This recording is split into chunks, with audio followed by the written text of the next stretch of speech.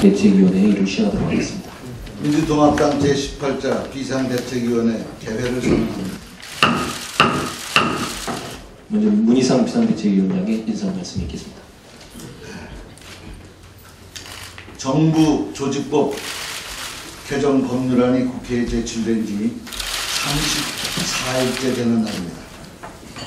박근혜 정부가 출범한 지도 8해가 지났습니다. 아직까지 정부 조직 개편이 이루어지지 못한 점에 관해서 국정의 한 축을 담당하고 있는 야당의 대표로서 국민 여러분께 송구스럽기 그지없다는 말씀을 드립니다. 박근혜 정부의 정부 조직법 개정안은 중대한 입법사항임에도 불구하고 민주당의 사전 설명도 협의도 없이 일방적으로 발표됐고 1월 30일 국회에 제출됐습니다. 그럼에도 불구하고 민주통합당은 정부 조직 개편 여야 협의체를 구성해서 2월 4일 논의를 시작하게 되었습니다. 2월 14일이나 2월 18일 처리를 위해서 원내대표, 정책위원회 의장, 원내 수석부대표를 포함하는 3+3 여야 합동대표회담에서 신속 처리를 위해서 행안위와 법사위 간사를 포함하는 5+5 회담으로 확대하는 등 지난 34일 동안 약 20여 회에 걸친 대화와 타협을 시도했던 것입니다. 이제는 99.9%의 합의가 이루어졌습니다.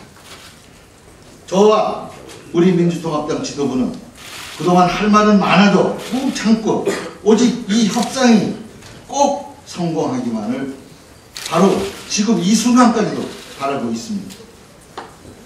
그런데 느닷없이 최근 며칠간 청와대의 행보를 보면 민주주의의 기본이 흔들리는 상식 이하의 일이 벌어지고 있습니다. 지각 출범에서 시작해서 부실 출범으로 이어지는 각종 국민에 대한 송구스러운 미안함의 발로로 짐작은 가지만 그러나 전혀 준비된 청와대의 모습이 아닙니다. 무언가 어수선하고 허둥대고 있습니다. 이 정부 조직 개편 문제는 결국 정부 조직법이라는 법률의 개정 문제이고 그것은 여야의 합의에 따라 국회에서 결정되어야 할 문제입니다. 그러나 청와대의 현 형태는 국회를 무시하고 여당을 무시하고 야당을 무시하는 형태가 계속되고 있습니다. 이것은 상권분립의 민주주의 원칙에도 어긋나고 대화와 타협이라는 상생의 원칙에도 어긋납니다. 청와대가 주말 내내 민주당을 압박했습니다. 청와대는 3월 2일 11시 윤창중 대변인 기자회견 3월 1일과 3월 2일 2차에 걸친 김행 대변인 기자회견 3월 3일 13시 30분 세 번째로 느닷없는 홍보수석 브리핑 등으로 노골적으로 야당을 압박했고 야당의 발목을 갖고 있다고 호도하고 있습니다. 아니 그러면 청와대의 입김대로 시키는 대로 그대로 해야 한다는 말입니까? 그렇다면 국회는 왜 있으며 야당은 왜 있습니까? 분명하고 확실하게 말합니다. 이런 행태를 당장 그만두십시오. 절대 안 됩니다. 오자회동 거부라는 청와대의 발표에 대해 한 말씀 드리겠습니다. 회동에 대한 참여 약속도 없었는데 무슨 회동을 거절했단 말입니까? 일방적으로 회동 시간을 통보하고 참석하라고 하는 것이 그게 어느 정도 어느 때 있었습니까?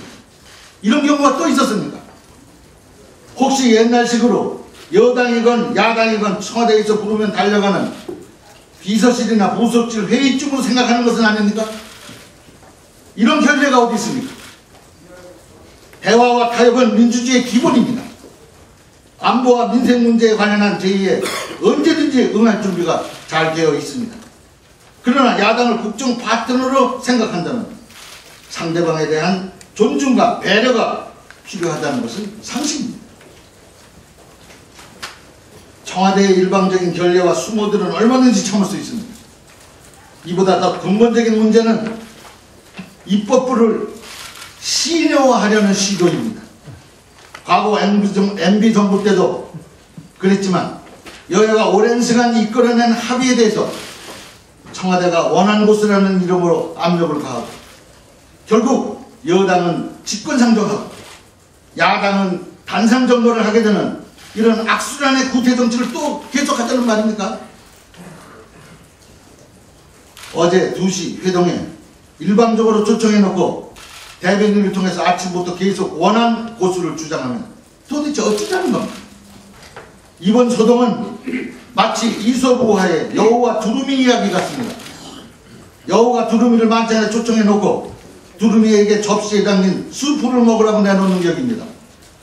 여야가 한참 장기를 두고 있는데 훈수 두던 대통령이 자기 마음에 안 든다고 장기판 엎으라고 하는 그런 격입니다. 민주당은 박근혜 대통령이 미래창조과학부를 ICT 융합 기반의 성장 동력 구조로 만드는 것에 반대하는 것이 절대 아닙니다. 새로운 성장 동력 창출은 꼭 반드시 필요합니다. 다만 방송의 공정성 확보를 위해서 방송 장악 가능성을 원천적으로 막자는 것입니다. 박근혜 대통령께서 잠시 후 10시에 대국민 담화를 발표한다고 합니다. 지난 5년 동안 우리 국민을 괴롭혔던 오만과 독선의 일반 통행이 되풀이되는 것이 아닌지 무척 걱정됩니다. 민주당은 도울 일은 최대한 돕겠다고 분명히 밝힌 바 있습니다. 하지만 이런 식이면 곤란합니다. 박근혜 대통령이 진정으로 여야 상생의 정치, 민생을 위한 정치를 바란다면 국회의 입법권을 존중하시기 바랍니다. 원한 고수라는 억지를 버리고 국회의 합의안을 수용하겠다고 국민에게 선언해 주십시오. 그것만이 박근혜 정부 부실출범의 실책을 조금이라도 만회하는 길임을 명심하시기 바랍니다. 이상입니다. 네, 다음 박기춘 원내대표의 물어보겠습니다. 네, 청와대가 기어코 협상 대신 여론전을 선택하는 것인지 정말 묻지 않을 수 없습니다. 여야가 합의를 위해서 최후의 노력을 다하고 있었습니다. 우리 민주당은 모든 것을 양보해서 합의한 것부터 먼저 철회하자고 하는 결단도 내렸습니다. 위례부 신설을 제외하고 정부조직법 개정안을 우선 처리하자고 하는 제안을 했습니다. 새 정부가 외교는 물론이고 안보 그리고 민생 경제를 우선 챙길 수 있도록 협조하고 어떻게든 국민에게 기쁜 소식을 전해드리겠다고 하는 사명감 때문이었습니다. 그리고 책임감 때문이었습니다. 그러나 이제 청와대는 우리 민주당의 양보, 여야 협상단의 마지막 노력 이 모두를 거절했습니다. 오전에는 기다렸다는 듯 원하는 고수 협상 불가의 대변인 성명을 발표하고 그리고 또 오후에도 역시 기다렸다는 듯이 홍보수석 등 동원 일방적인 야당 비난을 했습니다. 오늘은 대통령이 담화까지 발표하면서 그야말로 여론전에 몰두하는 것 같습니다. 정치는 온데간데가 없고 통치만 존재하는 것 같습니다. 그동안 대통령의 브레이크를 협상에 발목을 잡더니 합의를 눈앞에 둔 지금 청와대의 가이드라인으로 여당을 통제하고 의회를 제압하려는 것 같습니다. 대통령에게 고소합니다. 소통과 합의, 초당적 협력의 큰 길이 우리 앞에 놓여있는 지금 한 걸음만 더 내딛게 되면 합의는 가능하다고 봅니다. 왜 이런 큰일, 이 희망의 길을 거부하고 분열과 대결의 길로 가려고 하십니까? 우리 민주당은 마지막 순간까지 합의 타결을 위해서 최선을 다할 것입니다. 최후의 희망, 최후의 기대가 무너지지 않기를 바랍니다. 이번 주 6명의 장관 후보자가 인사청문회 진행이 됩니다. 세수는 새 부대라는 새 정부 장관 후보자, 세수는 새 부대라는데 새 정부 장관 후보자 대부분은 새 부대에 담긴 번술인 것 같습니다. 참으로 참담합니다. 장관 후보자 17명 중에 세금 탈루 의혹자가 자그마치 10명입니다. 학자 출신 5명 중에서 4명이 논문 표절 의혹에 연루되어 있습니다. 전관 예우 인사만 해도 5명이나 됩니다. 자고 나면 고구마 줄기처럼 줄줄이 비리 의혹들이 터져나오고 있습니다. 국민은 우라통이 치민다고 합니다. 부패와 비리에 연루된 부비부비 인사들이 깨끗하고 청렴한 정부를 만들 수 있겠습니까? 여당 내에서도 부적합한 인사의 사태를 주장하는 목소리가 빗발치고 있습니다. 그러나 여당 지도부 누구 하나 대통령에게 직언하는 사람이 없습니다. 오죽하면 여당이 실종되었다고 하는 그런 말까지 나오지 않겠습니까? 박근혜 대통령에게 촉구합니다. 국민의 목소리를 들으십시오. 국민 눈높이에 맞지 않는 후보자는 교체해야 됩니다. 김종인 후보자도 알아서 사퇴했습니다. 가장 좋은 제도는 후보자 스스로 사퇴하는 길이 가장 좋은 제도입니다. 우리 민주당의 검증 기준은 국민 눈높이에 맞는 것입니다. 철저하고 치열하게 국민 눈높이에 맞춰서 검증하도록 하겠습니다. 감사합니다. 네. 다음은 서울대 비상대책위원회 듣겠습니다. 안철수 후보 측에서 정치를 재개하겠다라는 선언을 한 것으로 알고 있습니다. 안 후보 측에서 다시 정치를 하겠다는 것은 반영받아 마땅하다고 생각합니다. 다만 대통령 선거 당시에도 그랬고 그런 야권 후보로 등장했기 때문에 야당 내에 있는 그런 야권 내에 있는 여러 진영들과 협의를 하면서 자신과 주변의 진로를 결정하는 것이 합리적일 것이다 이렇게 생각합니다. 그런 측면에서 보았을 때 안철수 후보 측에서 확정된 건지는 알 수 없습니다만은 노원 쪽으로 출마를 하겠다고 선언을 한 것은 좀 성급했지 않나 하는 생각을 하고 있습니다. 왜 그런가 하니 부산 영도에서 안철수 후보가 출마를 한다면은 지금 조사 결과로도 그렇고 여러 가지 상황을 볼 때 여당에 누가 나오든지 간에 안철수 후보가 당선이 될 것으로 생각이 됩니다. 그렇다면은 안철수 후보 측이 부산에서 출마해서 지역 갈등 구도를 타파하는데 선봉령 역할을 할 수 있게 되고 그것이 새로운 정치를 위해서 꼭 필요한 부분이기 때문에 안철수 후보 측에서는 부산 영도에 출마하는 것이 그야말로 물실혹이라고 생각이 되는데 이런 부분을 왜 고려하지 않았는지 대단히 아쉽습니다. 물론 안철수 교수가 취미하고 있기 때문에 지역적 한계로 인해서 여러 사람들과 상의를 할 수 있는 구도가 아니라는 걸 이해를 하고 있습니다만은 안 교수가 안 후보 측에서 기국을 하게 되면은 본인의 출마 지역을 어디로 선택할 것이냐 하는 문제 등은 광범위하게 논의를 하고 결정하는 것이 훨씬 더 바람직할 것이다 이렇게 생각을 합니다. 그래서 노원으로 출마하는 것이 결정되었다라는 것은 아직은 유보해야 될 것 아닌가 이런 생각을 하면서 범야권 단일 후보 또는 범야권 같이 협의하는 과정에서 안 후보 측의 정치적 상황들이 결정되기를 바란다는 사실을 간곡하게 말씀드리는 바입니다. 감사합니다. 네, 다음은 김동철 비상대책위원회 발언 있겠습니다.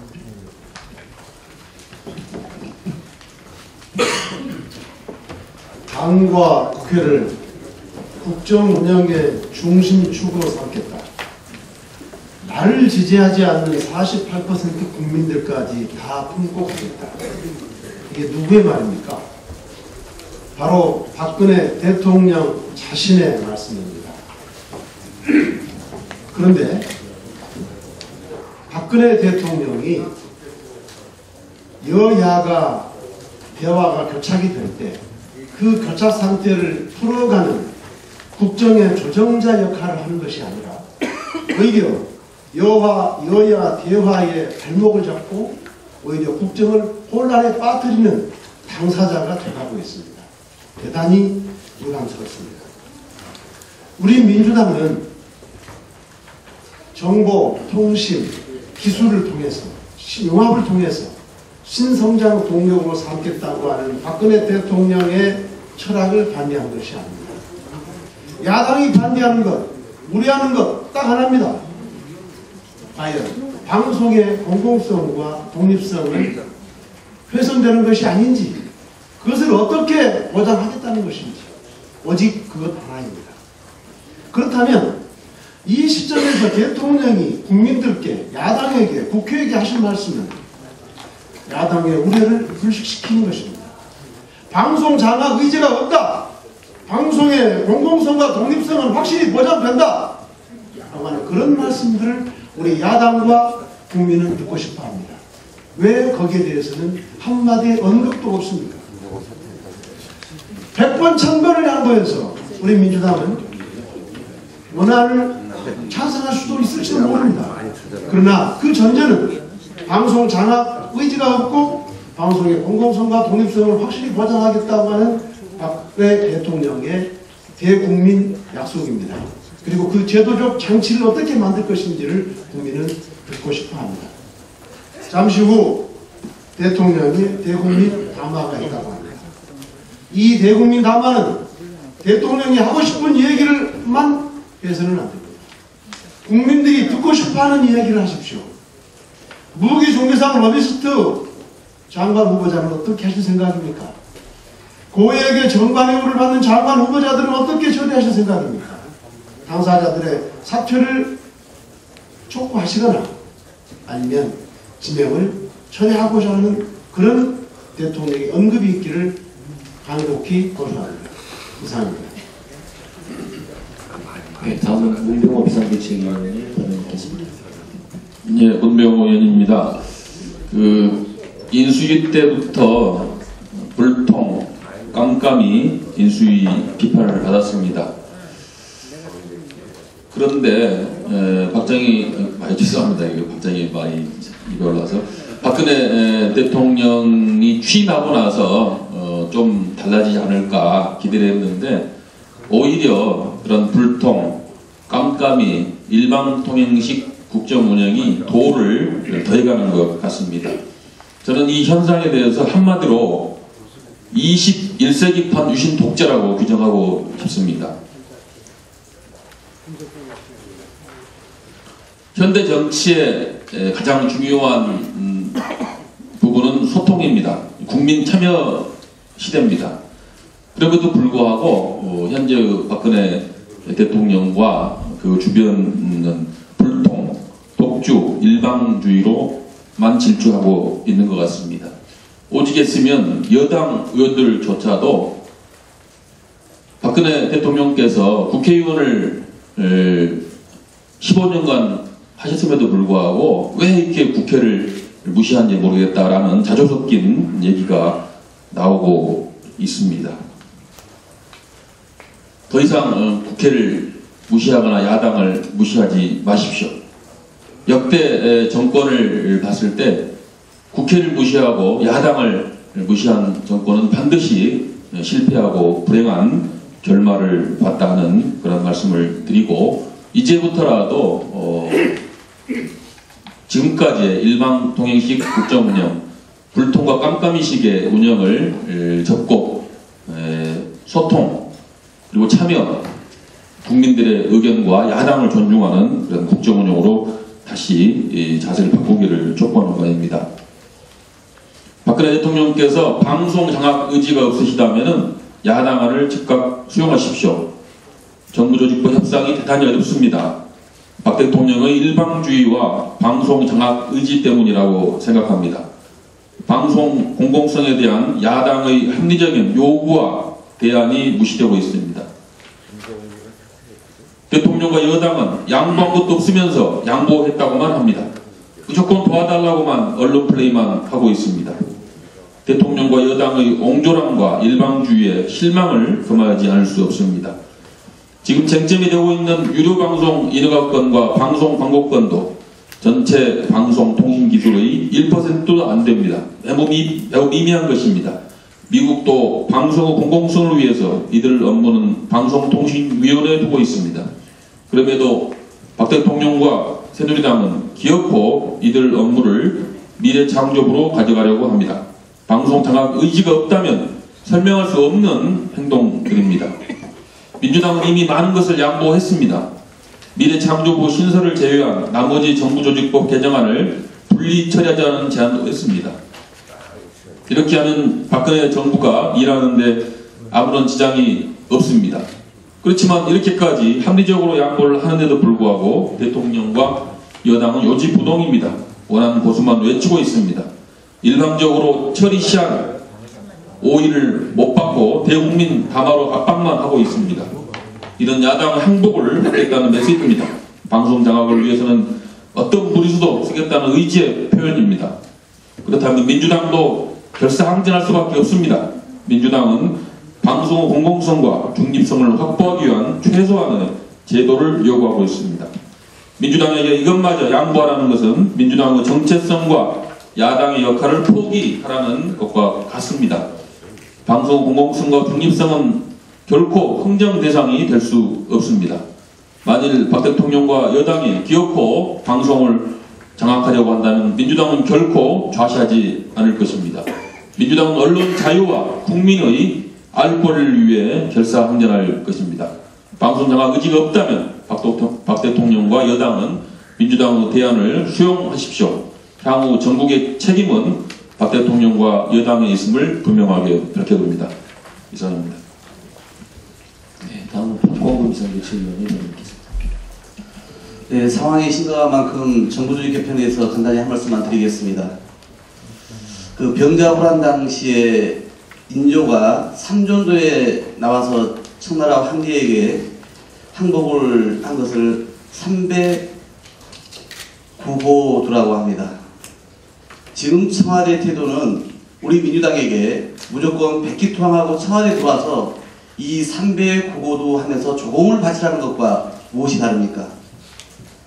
50 시절 관제 야당이었던 그리고 어용 야당이었던 민한당이 되란 말입니까? 대통령이 대국민 담화를 통해서 여전히 원한 고수와 야당 탓만 한다면 문제를 더 꼬이게 할 뿐만 아니라 상황을 심각하게 악화시킬 겁니다.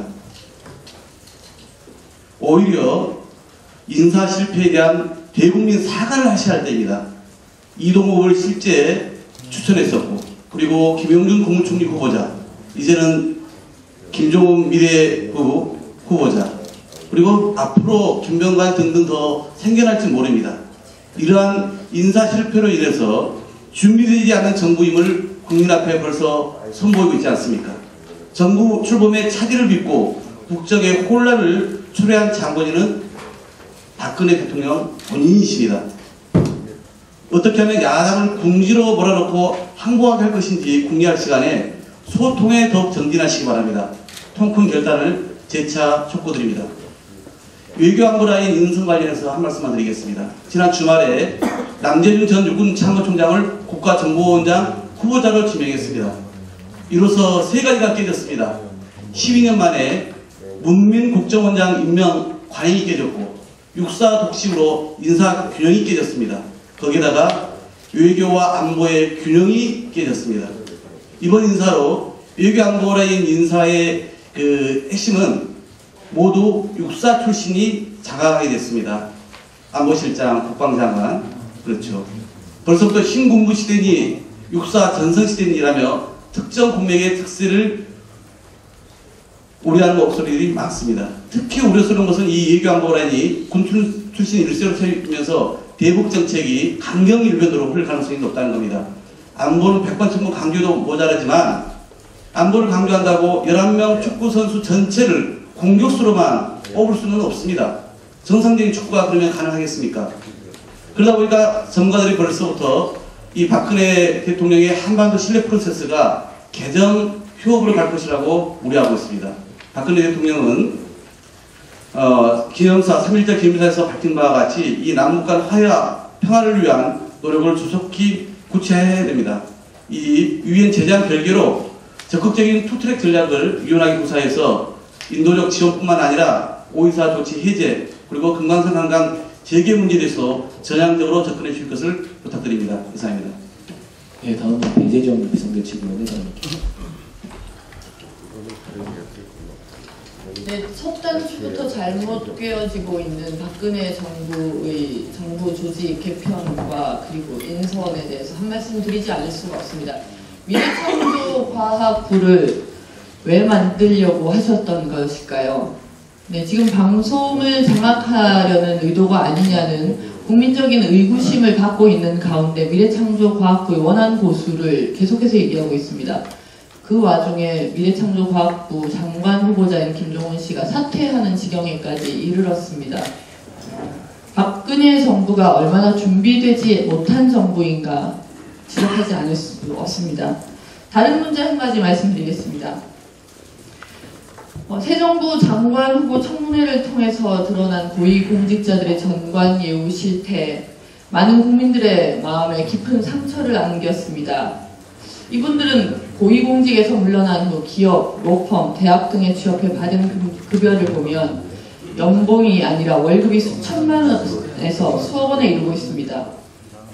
그런데 또 다른 한 인사의 전관예우 소식이 들려왔습니다. 전당대회에서 돈 봉투를 돌린 혐의로 고등법원에서 징역 8월, 집행유예 2년을 선고받은 박희태 전 국회의장이 건국대 로스쿨 석좌 교수로 임용됐다고 합니다. 석좌 교수 제도는 탁월한 학문적 업적을 이룬 석학을 모시고 와서 교육, 연구 활동을 지원하고 이를 통해 대학의 역량을 높이기 위해 만든 제도입니다. 그런데 건국대는 박 전 의장이 특정 과목을 맡아서 강의를 하지는 않고 특강이나 다양한 대내외 활동을 통해 학교에 기여할 것이라고 얘기했습니다. 한마디로 대외 활동, 로비를 위해서 모셔간다는 겁니다. 국민의 법 감정, 여론과는 상관없이 전관예우와 로비를 주고받는 이런 행태, 대학의 이익을 위해서라면 범법자라도 상관없다는 이런 행태를 국민들이 어떻게 받아들일 수 있겠습니까? 그런데 정반대되는, 건국대와는 정반대되는 어이없는 일이 서울대학교에서 벌어졌습니다. 23년간 성실히 근무하다가 퇴임하게 된 김세균 전 교수를 명예교수 심사 대상에서 제외했다고 합니다. 김 전 교수는 지난 2011년 한진중공업 희망버스를 타고 부산 영도조선소에 들어가 집회를 한 혐의로 기소됐고 교과부는 이를 이유로 김 전 교수에게 견책 징계를 내린 바 있습니다. 서울대는 이 징계를 근거로 김 전 교수를 명예교수 심사 대상에서 제외했습니다. 그런데 법원은 김 전 교수에게 100만 원의 벌금형을 선고유예한 바 있습니다. 법원의 선고가 내려지기도 전에 기소만으로 징계를 결정한 교과부는 무죄 추정의 원칙을 어긴 것입니다. 그리고 법원이 선고유예를 내려서 사실상 무죄에 가깝다고 판단했음에도 불구하고 서울대는 법원의 판결조차 무시하고 김세균 전 교수의 명예를 심각하게 훼손했습니다. 상식과 정의를 저버린 우리 대학의 현실이 참담합니다. 이는 비단 서울대와 건국대만의 문제가 아닐 것입니다. 지금이라도 박 전 의장은 건국대의 석좌 교수 제안을 사양하기 바랍니다. 그리고 교과부는 김 전 교수에 대한 징계를 당장 철회해야 할 것입니다. 그렇게 하는 것이 국민들의 불편한 마음을 조금이나마 위로해드리는 일이 될 것입니다. 이상입니다. 네, 다음은 한상진 대선평가위원장 하겠습니다. 화두를 좀 바꿔보겠습니다. 저희 대선평가위원회는 1월 21일 출범한 이래 여러 활동을 하고 있습니다. 그 가운데서 민주당의 주요 인사들에 대한 설문조사를 실시했습니다. 593명의 자료가 지난 주말로 들어왔습니다. 그리고 저희 위원회의 활동 결과와 주요 결론 가운데서 어떤 부분을 오늘 보고 드리려고 이 자리에 왔는데요.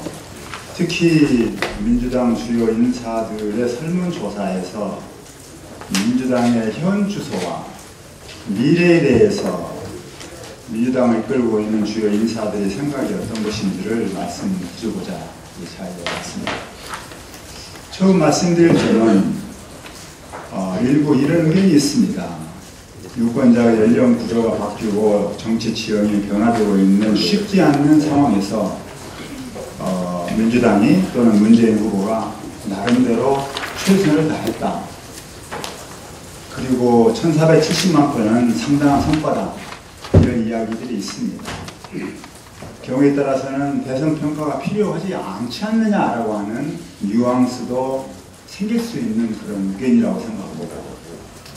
그래서 저희들은 민주당의 주요 인사들에게 여쭤보았습니다.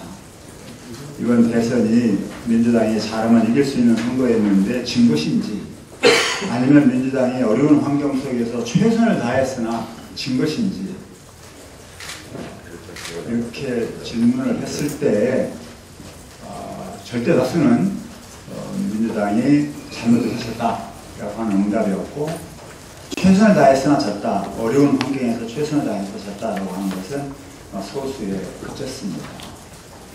또 1470만 표의 성격에 관한 질문에 있어서도 이 표가 민주당과 문재인 후보를 지지해서 모인 표라고 하는 응답은 역시 소수였고요. 오히려 박근혜 후보가 당선되는 것을 막기 위해서 또는 안철수 전 후보가 지지해서 투표했다고 하는 응답이 다수를 이루는 것을 발견했습니다. 여기에서 대선 평가가 이루어져야 될 명확한 지점을 발견하지 않았나 이렇게 생각을 합니다. 두 번째로는 제가 많이 강조했던 부분입니다만, 민주당 안에 일종의 도덕적 무책임의 아노미 상태가 심각하고, 그리고 또 대선 패배에 대해서 누군가는 대타시오 고백을 해야만 민주당이 제대로 다시 살아날 수 있다고 하는 그런 의견에 대해서 민주당 주요 인사들에게 여쭤보았습니다. 그에 대해서 다수가 그렇다 하는 응답을 왔습니다. 다음으로는 민주당 현주소에 관한 설문입니다. 현재 전당대회를 앞두고 차기 당권을 겨냥한 경쟁이 일어나고 있습니다만, 민주당 주요 인사들이 오늘날 민주당의 현재와 미래에 대한 전망을 보면 결코 그렇게 녹록지 않다는 것을 발견합니다.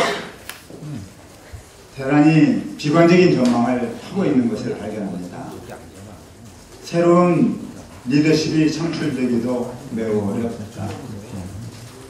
내년 지방선거에서도 질 것이다 라고 하는 비관적인 전망이 큰 주류를 이루고 있는 것을 발견합니다. 그러나 그럼에도 불구하고 앞으로 민주당이 나아가야 될 방향에 관해서는 민주당 주요 인사들 사이에 일종의 집합 이성이 형성되고 있다는 명확한 증거가 있습니다.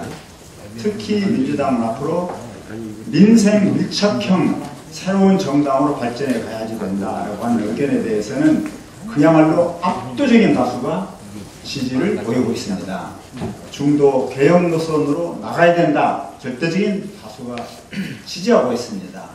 북한의 세습 체제 등에 대해서는 비판할 수 있어야 된다, 다수가 찬성하고 있습니다. 이런 등등의 이야기는 민주당이 대선 패배 이후 여러 가지 혼돈과 방황을 경험하고 있지만, 그럼에도 불구하고 당내에 당의 미래에 대한 일종의 집합적인 이성이 형성되고 있다고 하는 것을 뚜렷하게 보여준다고 생각합니다. 앞으로 민주당의 차기 지도부는 당권 경쟁 또는 계파 싸움 이걸 멈추고 이런 민주당 내부의 집합적 이성을 존중하고 실천하는 길을 걷는 것이 좋지 않을까, 저희 평가위원회에서는 이렇게 생각하고 있습니다. 한 말씀 더 붙여서 안철수 전 무소속 후보와 민주당의 관계에 대한 설문도 많이 했습니다만, 그 중에 일부를 오늘 공개하고자 합니다. 민주당에서는 안철수 전 후보가 정치를 하려면 민주당 안으로 들어와야 된다고 하는 의견을 여러 번 피력했습니다. 거기에 대해서 과연 민주당이 안철수 전 후보 영입을 위해서 그 조건을 얼마나 만들고 있는가 라고 하는 설문에 대해서는 민주당의 주요 인사들의 반응은 극히 냉담한, 거의 준비를 하지 않고 있다 라고 하는 그런 설문으로 나왔습니다. 그런가 하면 만일 안철수 전 후보가 민주당에 들어와서 민주당을 진정 새롭게 고치려고 한다면 얼마나 환영하겠는가 라고 하는 설문에 대해서는 다수가 60% 이상 또는 평균 60점 이상 65점 정도 되는 사람들이 그걸 환영하는 어떤 입장을 밝혔습니다. 설사 안철수 신당이 생긴다 하더라도 민주당은 이것을 수용해야 된다라고 하는 의견도 다수를 이루는 것을 발견합니다. 이것이 현재 민주통합당의 현실이 아닌가 생각합니다. 이와 함께 그동안 저희들이 열심히 규명하고자 노력했던 부분에 대한 것도 오늘 제가 설문조사 결과로 공개를 하겠습니다. 즉 모바일 투표는 그 도장이 실패하기 때문에 사용을 중단해야 된다라고 하는 견해에 대해서 민주당 내부에서도 지지율이 상당히 높았습니다. 또 다른 한편에는 그럼에도 불구하고 국민 참여를 증진시키기 위해서 새로운 개선책이 필요하다라고 하는 설문에 대해서도 마찬가지로 높은 지지를 보였습니다. 그래서 저희 평가위원회에서는 이런 부작용을 근원적으로 제거하면서 국민 참여의 원래의 정신을 부작용 없이 실천할 수 있는 보다 혁신적인 방안을 마련을 해서 그것을 제출할 계획으로 있습니다. 오늘 제가 말씀드린 것은 민주당의 현재의 상황과 미래에 관해서 민주당 주요 인사들의 집합적인 견해가 어떤 것인가를 말씀드린 것입니다. 이 외에 민주당 대선 패배 원인을 둘러싼 여러 가지 문제, 이런 것들에 대해서는 내일 모레 수요일 11시 바로 이곳 민주당 대표 회의실에서 제1차 저희 위원회의 결과 발표를 할 예정입니다. 그때 좀 더 자세한 것을 말씀드리겠습니다. 감사합니다. 그럼 다른 공개 발언이 없으시면